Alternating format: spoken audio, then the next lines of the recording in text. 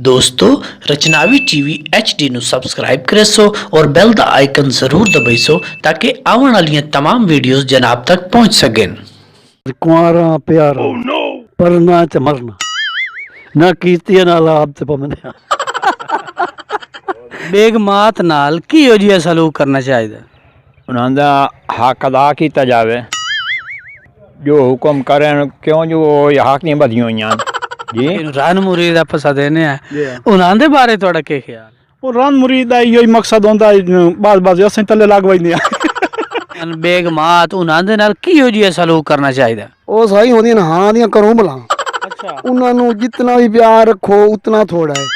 अगली गल अस्सलाम वालेकुम नाज़रीन, मैं हां तुहाडा होस्ट नईम शाह और तुसां वेख रहे हो रचनावी टीवी। अज असां एक ऐसी जगह ते मौजूद हैं जिहड़ी कि बहुत ही कदीम है।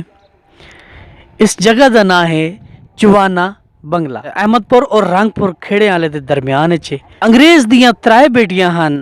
एक बेटी का नाम डायना हाई, दूसरी का नाम जैस्मीन हाई ते तीसरी का नाम जोआइना हाई। ये त्रै बेटियां हन। अंग्रेज़ ने इन्हां त्रै बेटियां दे नां ते त्रै बंगले बनाए और वो बंगले अज भी उन्हां दे नां तो मशहूर हैं, जिवें कि डायना बंगला अज भी मौजूद है, बंगला यास्मीन वो भी मौजूद है। लेकिन असां जिहड़ी जगह ते अज खलोते हैं ये तीसरी बेटी दे नां ते बंगला है, इसका नाम है जुवाना बंगला।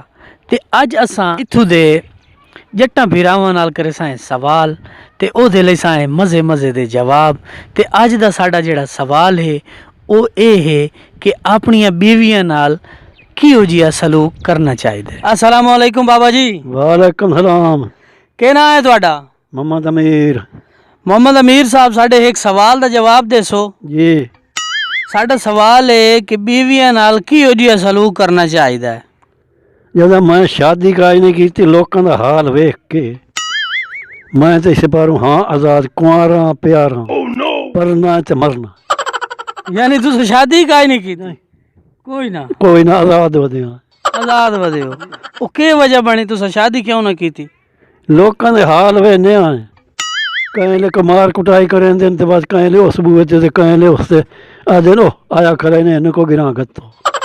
अच्छा, इस डर तो तुस शादी नहीं की थी? ओए होए होए ना कीती ना लाभ ते पमने वेरी गुड। अस्सलाम वालेकुम। वालेकुम अस्सलाम। क्या नाम है भाईजान? मोहम्मद आरिफ। मोहम्मद आरिफ साहब, साढ़े एक सवाल का जवाब देसो। हुक्म साडा सवाल है कि सवाणियां नाल बेगमात नाल किहो जिहा सलूक करना चाहिए? उन्हां दा हक अदा किया जाए जो हुक्म करें क्यों जो हक नहीं बदियां होइयां जी बिल्कुल। ते पुइयों तले ना लगे वे सवारी ना आंदी भी वे ते उन्हां दी जेहड़ी ख्वाहिशात पूरी हो जाए। ते अक्सर मैं भिरावां नूं डिठा जट भिरा सवाणियां ते बहुत तले लगे हुए होंदे ते रन मुरीद होंदे ने, उन्हां दे बारे तुहाडा की ख्याल है? वो मोर इंसाना ही तो नहीं ना, हाँ वो मर्दा ही तो नहीं ना, वो मर्दा शुमार नहीं कीते वहीं जे रान मुरीद होवन। मर्द का काम नहीं, मर्द का काम है भाई ओनू रान जी ना करो उहदे तले ही ना लगो। नहीं तो शहरी जेड़े शूअर होंदे ने अक्सर छोरा नूं डिठा है जेड़े रन मुरीद होंदे ते हर ख्वाहिशात पूरी करन दे वदे होंदे, उन्हां दे बारे तुहाडा की ख्याल है? आ जेड़े शहरी वदे उन्हां दा अपना ख्याल ना दा अपना ख्याल जे असा जाट बंदे जाट बिरा हैं असा तो इस गल के खिलाफ हैं जो औरत ने इतना खुला ना फिरन दी भी नहीं। औरत नूं औरत आखिर औरत है, वो तुहाडी बीवी है, वो अपना माँ प्यो भैणा भिरा छोड़ के तुहाडे लड़ लगी ते तुहाडी उसने आके घर नूं घर बना छोड़िया, उसनूं इज्जत भी तो मिलनी चाहिए जी। नहीं ये तो नहीं जो अपना भैणा बिरा खेस कबीला छोड़ के आमदी है तो अगले का तो ना छुड़ाए ना, वो माँ प्यो का जड़ा अदाब है वो तो लाजमी है ना, भावें रान रहे भावें ना रहे जी। बिल्कुल। वो माँ प्यो की बेइज्जती तो कोई इंसान ही बर्दाश्त नहीं कर सकता रान दे बगैर। तो जनाब साढ़े को एक होर जट भिरा है, इन्हां दे कोलों पुछने आए सवाल का जवाब। अस्सलाम वालेकुम। वालेकुम सलाम। क्या नाम है जनाब दा? रब निवाज। अच्छा रब निवाज भाई, सानू एक सवाल का जवाब दियो। साडा सवाल है कि सवाणियां जड़ियां होंदियां न बेगमात उन्हां दे नाल किहो जिहा सलूक करना चाहिए? ਉਹ ਸਹੀ ਹੁੰਦੀਆਂ ਨੇ ਹਾਂ ਦੀਆਂ ਕਰੋ ਭਲਾ अच्छा ਉਹਨਾਂ ਨੂੰ जितना भी प्यार रखो उतना थोड़ा है। ਅਗਲੀ ਗੱਲ ਇਹ ਬਈ ਮੈਂ ਹੁਣ ਇੱਕ ਸ਼ਾਦੀ ਕੀਤੀ ਏ 3 ਦੋ ਅੱਗੇ ਮੇਰੀਆਂ ਹਨ 3 ਸ਼ਾਦੀ ਕੀਤੀ ਏ ਕਜਲੀ ਭੇਦ ਪਾ ਲਈ ਏ, ਉਹ ਸਾਂਭ ਕੇ ਵੇਚ ਕੇ ਹੁਣ ਤੀਸਰੀ ਸ਼ਾਦੀ ਕੀਤੀ ਏ। ਉਹ ਇੰਨੀ ਮੈਨੂੰ ਪਿਆਰੀ ਏ ਬਈ ਮੈਨੂੰ ਆਪਣੀ ਭੈਣ ਤੋਂ ਵੀ ਢੇਰ ਪਿਆਰੀ ਸੀ। ਤੇ ਪਰ ਅਗਲੀ ਗੱਲ ਜਿਹੜੀ ਇਹ ਬਈ ਕਰਨ ਦਾ ਮਕਸਦ ਹੈ ਬਈ ਬਹੁਤ ਅੱਛੀ ਔਰਤ ਹੈ। ਅੱਛਾ ਤੁਸੀਂ 3 ਸ਼ਾਦੀਆਂ ਯਾਨੀ ਕੀਤੀ ਵਦੇ 3 ਸ਼ਾਦੀਆਂ ਕੀਤੀਆਂ ਹਨ, ਹੁਣ ਚੌਥੀ ਦਾ ਸ਼ਾਇਦ ਰੂਹ ਹੇਠੋਂ ਤਾਂ ਹੁੰਦਾ ਖਲਾ ਸ਼ਾਇਦ ਕਰ ਲਵਾਂ। ਇਹ ਤੁਸੀਂ ਹੁਣ ਤਕਰੀਬਨ 5 ਦਿਨ ਪਹਿਲੇ ਹੀ ਸ਼ਾਦੀ ਕੀਤੀ ਤੇ ਦੁਬਾਰਾ ਯਾਨੀ ਤੁਸੀਂ ਇੱਕ ਹੋਰ ਵੀ ਸ਼ਾਦੀ ਦਾ ਮੁਤਾਲਬਾ ਕਰ ਉਹ ਬਹਾਵਲਪੁਰ ਰਿਸ਼ਤਾ ਮਿਲਦਾ ਵੀ ਹੈ, ਉਹਦੀਆਂ 2 ਬੇਟੀਆਂ ਸੀ ਇੱਕ ਬੇਟਾ ਸੀ, ਉਹ ਆਦੀ ਵੀ ਸ਼ਾਦੀ ਕਰ ਲੈ। ਮੈਂ ਕਿ ਠੀਕ ਹੈ 5 ਦਾੜਿਆ ਹੌਸਲਾ ਕਰ ਸ਼ਾਦੀ ਚੌਥੀ ਵੀ ਕਰਨਾ। ਚੌਥੀ ਸ਼ਾਦੀ ਵੀ ਤੁਸੀਂ ਕਰੋ ਜਾਂ ਕਰੂੰ ਤੇ ਇਹ ਸਾਡੇ ਜਾਟ ਬਿਰਾ ਜਿਹੜੇ ਸਵਾਣੀਆਂ ਦੇ ਤਲੇ ਲੱਗੇ ਹੁੰਦੇ ਨੇ ਇਹਨਾਂ ਦੇ ਬਾਰੇ ਤੁਹਾਡਾ ਕੀ ਖਿਆਲ ਹੈ? ਇਹ ਬਾਊ ਜਿਹੜੇ ਰੰਨਾਂ ਦੇ ਤਲੇ ਲੱਗੇ ਹੁੰਦੇ ਲੋਕ ਬੰਦੇ ਤੱਕ ਹੀ ਨਾ ਆਉਂਦੇ ਹੋਏ ਹਕੀਕਤ ਬਈ ਜਾਇਦ ਔਰਤ ਦੀ ਮੰਨਣੀ ਹੁੰਦੀ ਹੈ ਤੇ ਜਿਹੜੀ ਯਕਦਮ ਤਲੇ ਲੱਗਣ ਉਹ ਅੱਛਾ ਤਾਂ ਨਹੀਂ ਹੁੰਦਾ। ਤੇ ਇਹ ਕਰਮਾਰੀਆਂ ਦਾ ਸਲੂਕ ਪਿਆਰ ਨਾਲ ਜਿਤਨਾ ਕਰ ਉਤਨਾ ਥੋੜਾ ਹੈ। ਇਹ ਤਾਂ ਬਸ ਭੈਣਾਂ ਤੋਂ ਢੇਰ ਪਿਆਰੀਆਂ ਹੁੰਦੀਆਂ ਹੋਈਆਂ।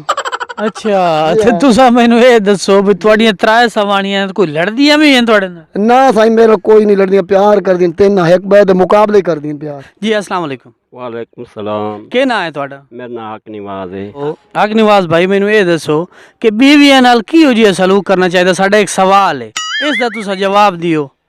बीवी नाल इहो अच्छा गुजारा होंदा है जो उन्होंने नाल प्यार सलूक रखी वे तो वो ही रखदी हैं, अगर उन्होंने नाल रहे तो वो अग पर रमाज खलोंदी हैं।